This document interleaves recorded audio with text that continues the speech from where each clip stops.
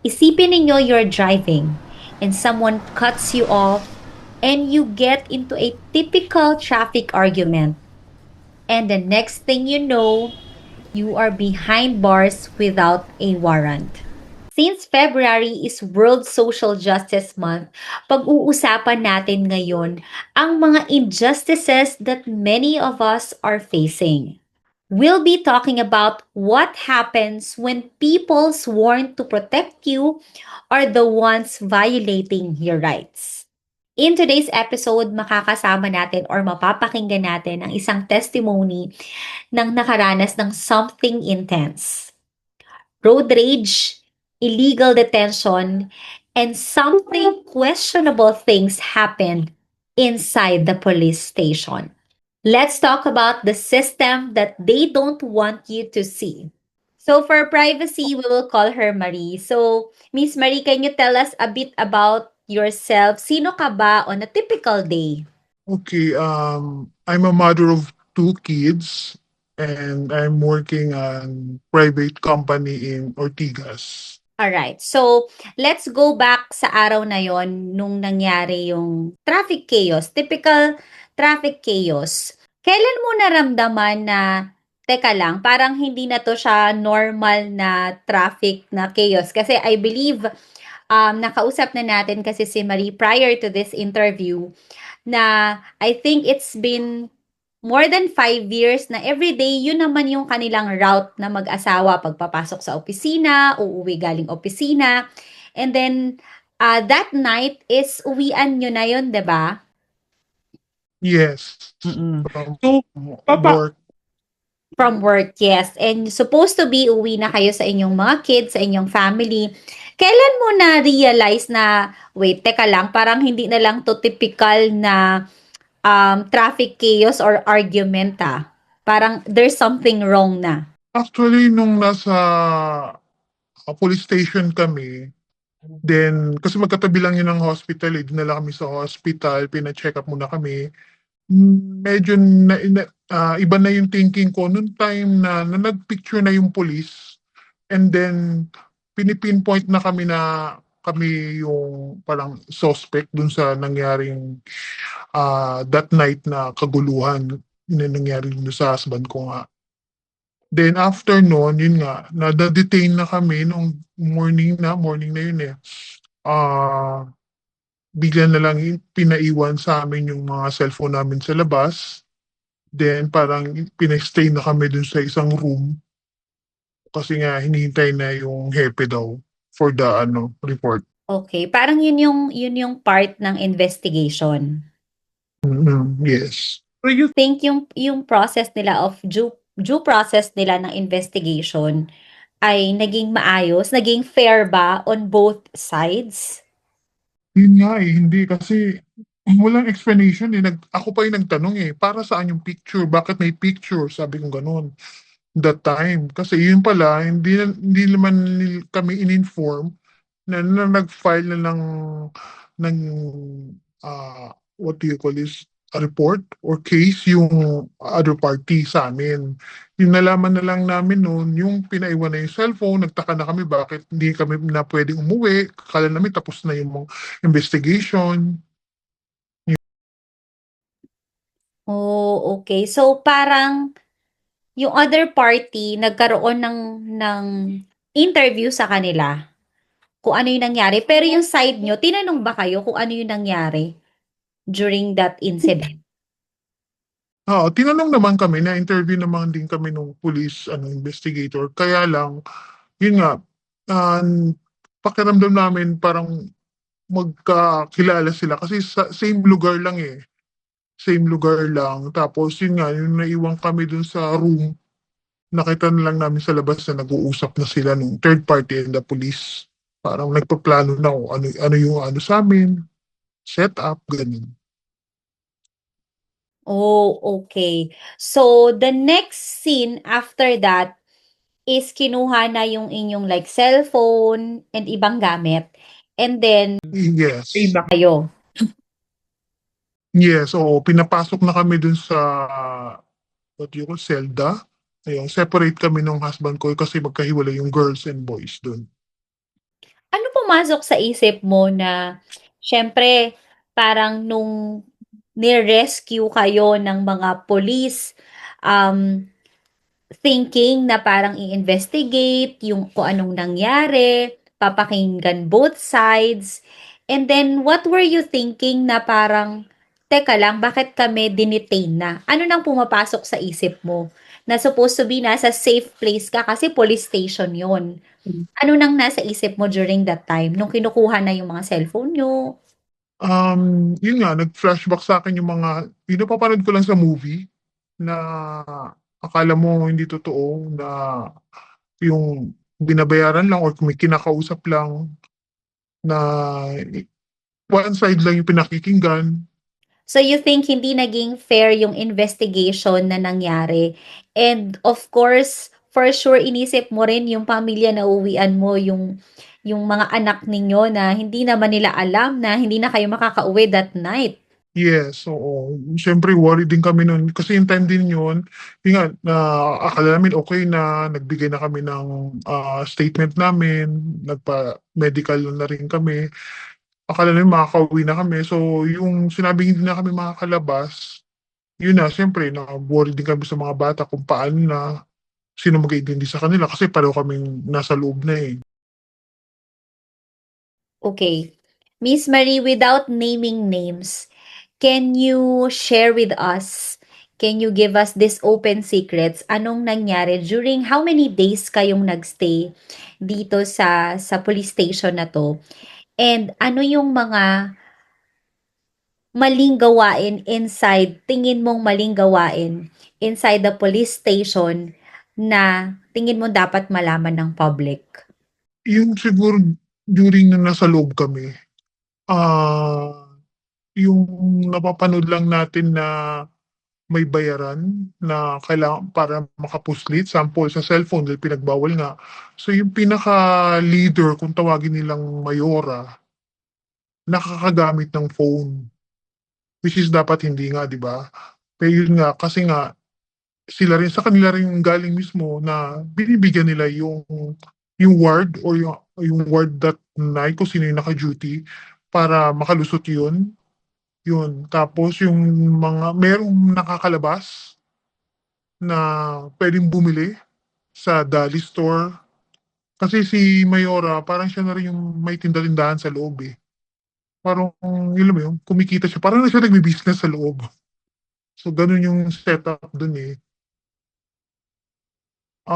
Yun. And then yung treatment din 'pag wala ka talagang 'pag walang-wala ka, wala kang dalaw, so iba din yung pakikitungo ng mga tao dun sa loob.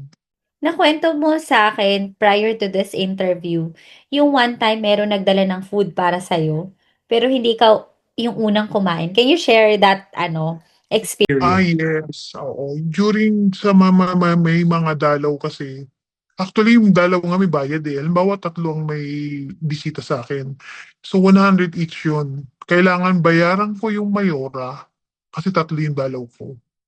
Gano'n. Tapos kung ano yung food na dinala sa'kin, kailangan dadaan muna ulit sa mayora. Kung may magustuhan siya, kukunin niya.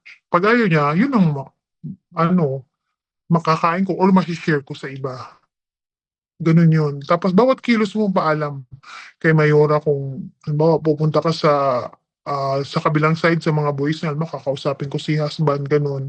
Kailangan ipaalam ko sa kanya yun. How about yung situation niyo ng tulugan, yung pagligo ninyo? Meron pa bang system sila sa loob? Meron system si Mayora, eh, na naobserbahan ko din. Bale yung higaan dun parang na-divide sa 3, eh, 3 so yung setup ng double deck. So sa yung pinakailalim, yun yung mga nandun sa baba na karton lang yung bed nila.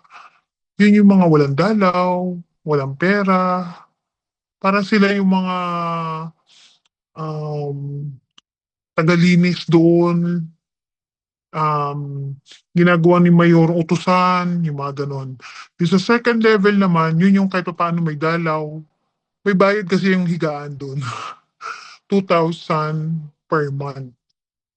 2,000 siya. So, 'pag nasa second level ka, may dalaw sa'yo, so nakakaipon ka, monthly may 2,000 ka. 'Pag wala ng dumadalaw sa'yo, wala ka ng pera, baba ka na sa ground kumbaga, gano'n yung setup niyan.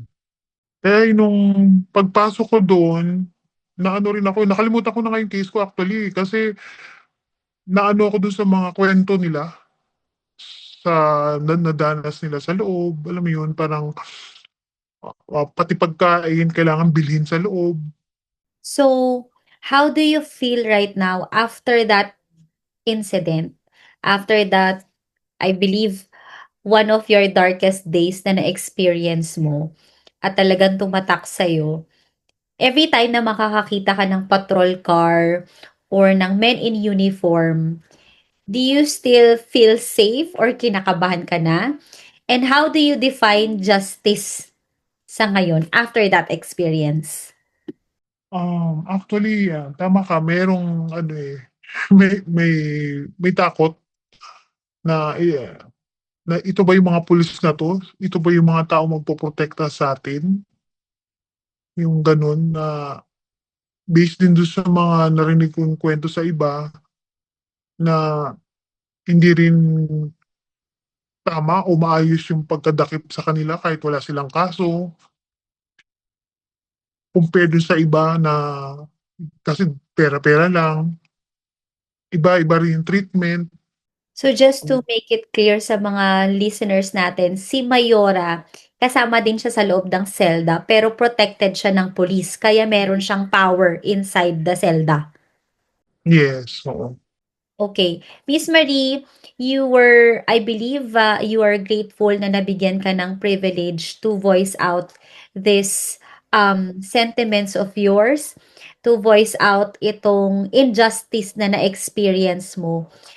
What do you think yung nangyayari sa mga taong naka-experience nito pero wala silang chance para maipahayag tong mga injustices na na-experience nila? Actually, nakakaawa sila, lalo na yung mga senior na nandoon sa loob. Kasi yun nga, yun sa mga reason kung bakit sila nandoon is kung kung mapapakinggan mo lang yung mga kwento nila kung paano sila kinuha, nakakalungkot, nakakaawa. Kaya nga sabi ko nga yung time na yun nandun ako sa loob, hindi ko yan naisip yun sa case ko, sa kanila na lang umikot kung paano, kasi natatanda na sino pa yung tutulong sa kanila ta's wala pang mga dalaw. Tapos yun nga, paano sila makakalabas dun, sinong tutulong sa kanila, na kung meron man silang nagawang mali, okey matatanggap mo, kaso hindi, napakababaw ng mga reason kung bakit sila nandoon. Well, I believe kaya hindi mo na rin naisip yung case mo, it's because there's no guilt sa part mo. Actually, it's Hmm, more on question, bakit kami nandito? And na-divert na nga and naintindihan mo lalo kung bakit kayo nandun kahit wala kayong kasalanan. It's because kung may mga kasama ka nga sa loob ng selda na nandun din sila. Na yung some of them is, sabi mo nga, based sa kwento din nila is illegally detained din sila. So, to our listeners right now, most importantly sa mga drivers, sa mga commuters, based on your experience and for sure there are a lot of learnings, lalo pa sa loob ng selda, ano yung one thing na sa tingin mong mapapayo mo sa kanila that they should never do and one thing then that they must do to protect their rights? siguro yung ma-advice ko lang kasi nga, lalo na sa panahon ngayon, 'di ba, yung init ng ulo ng tao, hindi na makontrol minsan. So yun lang, iwas na lang sa ano, sa gulo kung hangga't kayang yun nga, iwasan, 'wag na lang patulan. And then bilang tao, kailangan ano, fair yung ibigay sa tao. Kung ano man kumbaga pakinggan both sides, hindi lang yung isa, Hindi porket isa may pera or kilala, yung gano'n. Sana, pakinggan yung boses ng bawat parties. Justice in our country is often imperfect. Minsan nakabase ito kung sino yung mas malakas ang boses or kung sino yung mas maraming kakilala. But to our guest today, thank you for being perfectly brave. Silence is exactly what broken system wants.